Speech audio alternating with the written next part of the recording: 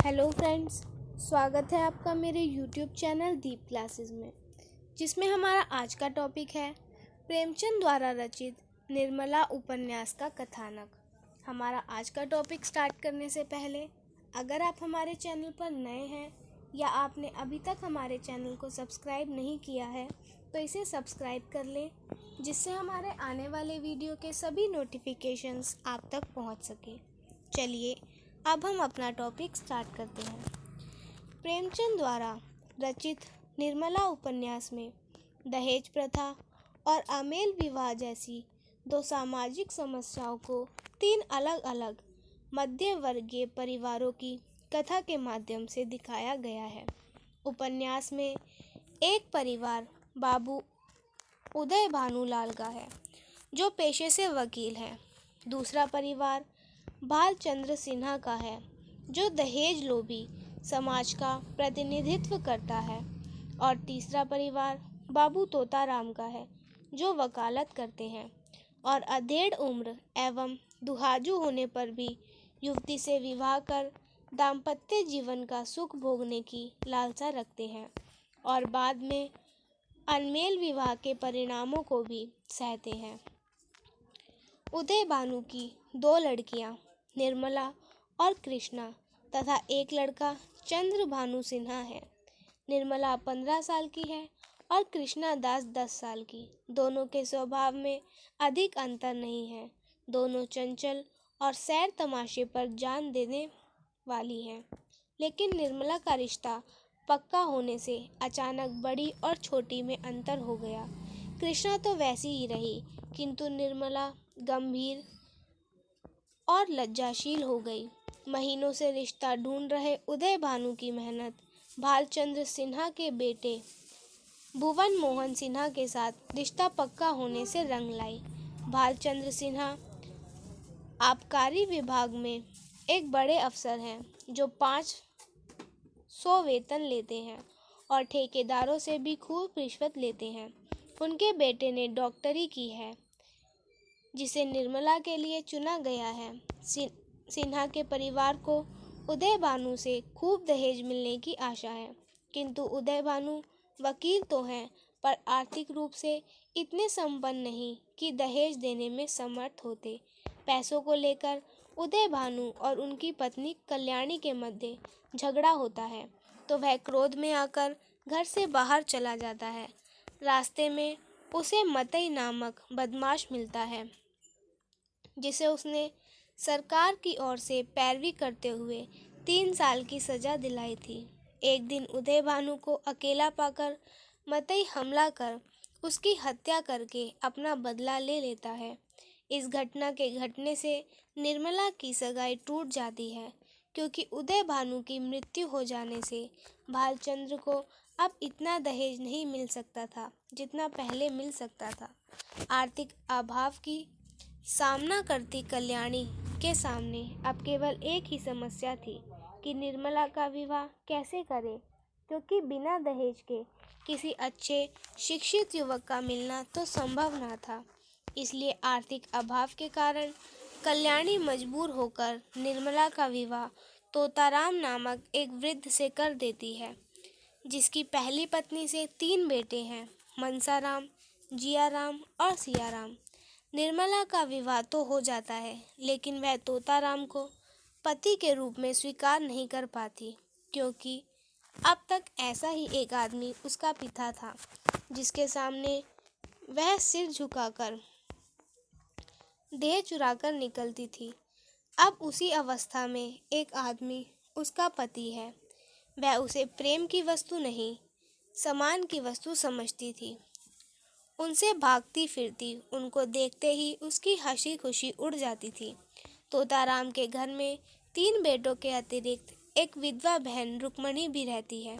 रुक्मणी बच्चों को निर्मला के पास जाने से रोकती है, लेकिन निर्मला को बच्चों से मेल मिलाप करना अच्छा लगता है। निर्मला यदि बच्चों की मांगें पूरी करती या उनकी गलती पर उन्हें टोकती, तो रुक्मणी दोनों ही स्थितियों में निर्मला को सौतेली माँ होने का ताना देती।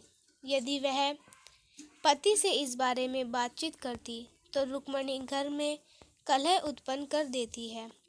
पति और ननद से उकताकर निर्मला तीनों बच्चों से ही अपना मन बहलाती है। बड़ा बेटा मनसाराम निर्मला का हम उम्र है, इसलिए वह उसके साथ अधिक खुशल रहती है। वह निर्मला को अंग्रेजी भी पढ़ाता है, लेकिन तोताराम को पत्नी का बच्चों के साथ अधिक मेल मिलाप रखना अच्छा नहीं लगता। वह मनसाराम और निर्मला के रिश्ते को लेकर संदेह भी करता है, जबकि दोनों के मन में ऐसा कुछ नहीं था। दोनों अपने रिश्ते की मर्यादा को जानते थे। तोताराम चाहता है कि उसकी युवा पत्नी उससे प्रेम करे, जिसके लिए वह हर संभव प्रयास करता है। पत्नी और विधवा बहन रुक्मणी के मध्य झगड़े में भी वह निर्मला की तरफदारी ही करता है। जब इस पर भी प्रेम नहीं मिलता तो वह मित्रों के परामर्श से स्वयं को युवा दिखाने का प्रयास करता है और निर्मला को अपनी वीरता की कहानियां भी सुनाता है। किंतु तोताराम के इस व्यवहार से निर्मला की पति के प्रति उपेक्षा कम नहीं होती, बल्कि बढ़ जाती है। निर्मला की बढ़ती उपेक्षा को देखकर तोताराम अपने बेटे मनसाराम को बोर्डिंग में भेज देता है, ताकि वह निर्मला से दूर रहे, फिर पत्नी का प्रेम उसे मिले। वह मनसाराम को अपने मध्य बाधा मान रहा था। तोताराम इस सत्य से अनभिज्ञ था कि उसका निर्मला के प्रति इतना झुकाव और संतान के प्रति इतनी उपेक्षा उसे एक दिन अकेला कर देगी। वहीं पिता की शंका और परिवार से दूर रहना मनसाराम को भीतर ही भीतर गहरा आघात पहुंचाता है और शीघ्र ही वह बीमार होने लगता है और मृत्यु को प्राप्त हो जाता है। मृत्यु से पूर्व वह निर्मला के पैरों पर गिरकर कहता है कि मैं आपका स्नेह कभी ना भूलूंगा।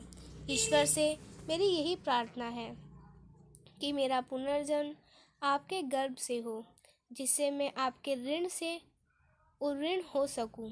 ईश्वर जानता है कि मैं आपको अपनी माता समझता रहा। मनसाराम के ये वाक्य उसे निर्दोष होने के परिचायक है। निर्मला पर भी इस घटना का बहुत प्रभाव पड़ा। वह स्वयं को दोषी मानती हुई हमेशा बुझी बुझी सी रहने लगी। मंझले बैठे जियाराम के मन में भी यही बात घर कर गई कि उसके भाई के साथ अन्याय करके उसे मारा गया है। वह तोताराम से घृणा करने लगा और व्यवहार में इतना उद्दंड हो जाता है कि एक दिन पिता पुत्र में हाथापाई की नौबत आ जाती है। समझाने के बावजूद वह बिगड़ता ही जाता है। इतना ही नहीं, वह घर में चोरी भी करता है और सत्य सामने आने पर आत्महत्या कर लेता है। दूसरी तरफ जिस लड़के से निर्मला के पिता ने उसकी सगाई की थी, वह अब डॉक्टर बन गया है। वही मनसाराम का इलाज कर रहा था, इसलिए तोताराम की उससे पहचान हो जाती है। फिर परिवार एक दूसरे के घर आने जाने लगते हैं और उसकी पत्नी सुधा निर्मला की सहेली बन जाती है। निर्मला डॉक्टर की सच्चाई को अभी तक नहीं जानती थी, किंतु सुधा यह बात जान चुकी थी कि निर्मला को ठुकराने वाला कोई और नहीं, स्वयं उसका पति ही है। वह इस सत्य से पति को भी अवगत कराती है। डॉक्टर को यह सत्य जानकर आत्मग्लानि होती है और वह पश्चाताप हेतु निर्मला की छोटी बहन कृष्णा का विवाह अपने छोटे भाई से बिना दहेज लिए करवाता है और निर्मला की माँ की आर्थिक सहायता भी करता है। विवाह के समय निर्मला को भी डॉक्टर की सच्चाई का बोध होता है। पहले तो वह डॉक्टर के प्रति क्रोधित होती है, किंतु डॉक्टर को अपनी गलती का एहसास है। यह जानकर निर्मला का गुस्सा शांत हो जाता है। निर्मला और तोताराम की एक बेटी भी होती है, जिसके आने से तोताराम को यह अनुभव होता है कि मनसाराम ही बेटी के रूप में पूर्ण उनके जीवन में वापस आ गया है। लेकिन तोताराम के घर में निर्मला से विवाह करने के उपरांत ही जो कलेश उत्पन्न हुआ, उसे मनसाराम और जियाराम की मृत्यु ने और बढ़ा दिया। उसके घर में आहत और भी खराब हो गए। तोताराम मानसिक रूप से इतना परेशान रहने लगा कि अपनी वकालत भी ठीक से नहीं कर पा रहा था, जिस कारण उसकी आर्थिक स्थिति भी बिगड़ने लगती है। निर्मला बहुत कुशलतापूर्वक गृहस्थी को चलाने का प्रयास करती है, लेकिन छोटे छोटे खर्चों में भी पैसों की बचत करना परिवार में कलह पैदा कर देता है।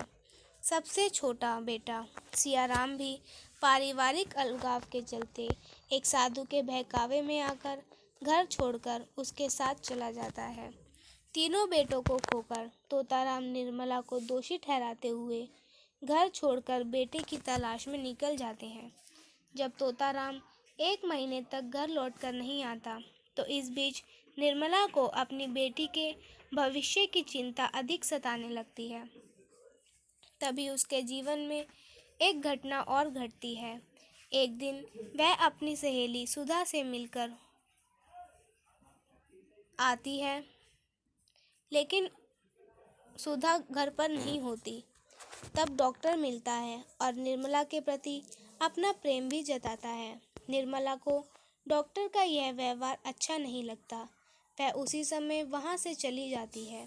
जब सुधा को डॉक्टर की इस हरकत का बोध होता है, तो वह भी पति को बहुत बुरा भला कहती है। परिणाम स्वरूप डॉक्टर आत्महत्या कर लेता है। निर्मला भी अंततः बीमारी के चलते अपनी बेटी ननंद को सौंपकर मृत्यु को प्राप्त हो जाती है।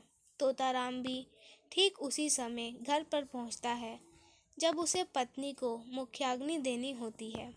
इसी के साथ कथा समाप्त हो जाती है, लेकिन मृत्यु के समय अपनी बेटी ननंद को देते हुए निर्मला के मुख से निकले अंतिम वाक्य, चाहे कुंवारी रखिएगा, चाहे जहर देकर मार डालिएगा, पर बेमेल के गले ना मरिएगा, इतनी ही आपसे मेरी विनती है। समाज के इस कड़वे सच को सामने लाते हैं कि बेमेल विवाह से व्यक्ति का जीवन नरकीय बन जाता है।